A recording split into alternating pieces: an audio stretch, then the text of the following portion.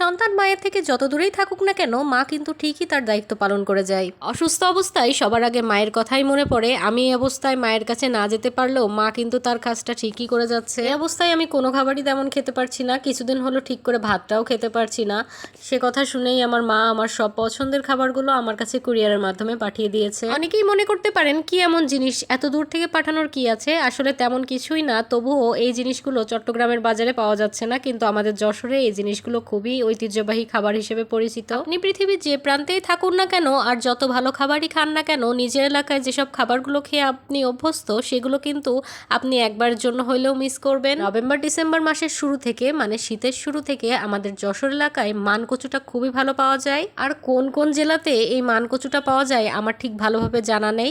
আপনাদের কার এলাকাতে পাওয়া যায় এবং কি নামে ডাকা হয় সেটা অবশ্যই কিন্তু আমাকে কমেন্ট করে জানাবেন। আমাদের এলাকাতে এই কচুটাকে মানকচু বলা হয় এবং এটা শীতের সময়তেই মূলত পাওয়া যায়। বেশ কিছুদিন যাবত আমার মানকচু খেতে খুব ইচ্ছা করছিল, কিন্তু এখানে মনে হয় পাওয়া যায় না। আমি সঠিক জানি না পাওয়া যায় কিনা। বর্মশাইকে খাওয়ার কথা বললে সে কয়েকদিন বাজারে খুঁজেছে কিন্তু পায়নি। সে কথাটা আমার মাকে জানালে আমার মা আমার জন্য এগুলো কুরিয়ার করে পাঠিয়ে দিয়েছে। শুধু মানকচু না, আমার পছন্দের আরও কিছু খাবার ছিল কুরিয়ারের মধ্যে, যেমন মেটে আলু, ডালের বড়ি, খেসারির ডাল, তেঁতুল, আর ছিল আমার সবচেয়ে পছন্দের খাবার সয়াবিন ফল। সয়াবিন ফলটা এখানেও পাওয়া যায়, কিন্তু আমার মনে হয় আমাদের এলাকারটাই সেরা। প্রত্যেকটা এলাকা ভেদে, প্রত্যেকের বাজার ভেদে সবারই নিজস্ব এলাকায় এমন কিছু রীতিনীতি, এমন কিছু খাবার থাকে যেটা তার কাছে মনে হয় সেরা।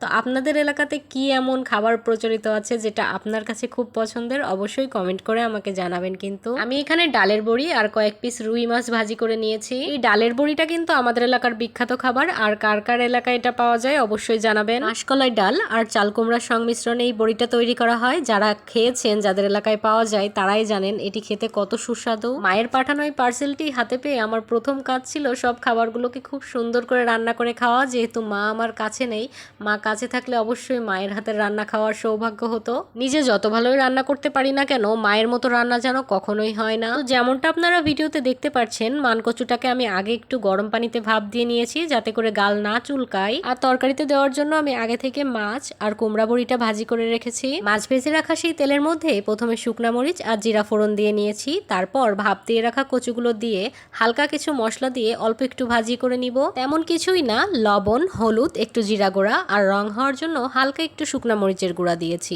রান্নাটা আজকে আমি কাঁচা মরিচে করছি। যদি শুকনা মরিচে করতাম তাহলে শুকনা মরিচ গুঁড়া না দিয়ে বাটা শুকনা মরিচ দিতাম। এই মশলাগুলোর সাথে কচুটা হালকা একটু ভাজা ভাজা করে নিব।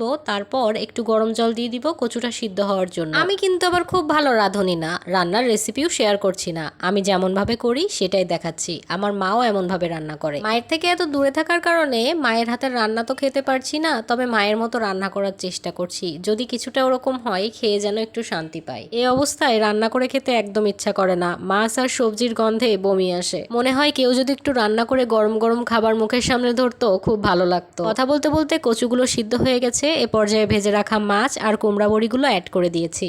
রান্নাটা প্রায় শেষ দিকে চলে এসেছে। এখন মাছটা ঝোলের সাথে একটু ফুটে ঝোলটা ঘন হলেই রান্না করা শেষ। অনেকেই আবার দেখেছি মানকচু রান্না করার শেষে হালকা একটু ভাজা জিরে আর গরম মশলার গুঁড়ো দিয়ে থাকে। যদিও গরম মশলার ফ্লেভারটা আমার এখানে ভালো লাগে না বলে আমি অ্যাভয়েড করে গিয়েছি। কচুটা খুব সুন্দরভাবে গলেছে, বাড়ির জিনিস বলে কথা, একদম গলে ঝোল ঘন হয়ে গেছে। ভিডিওতে এই অবধি পাশে থাকার জন্য, ধৈর্য ধরে সম্পূর্ণ ভিডিওটি দেখার জন্য আপনাদেরকে অনেক অনেক ধন্যবাদ। আজকের ভিডিওটি এই পর্যন্তই। দেখা হবে আগামী কোনো ভিডিওতে। পাশে থাকবেন।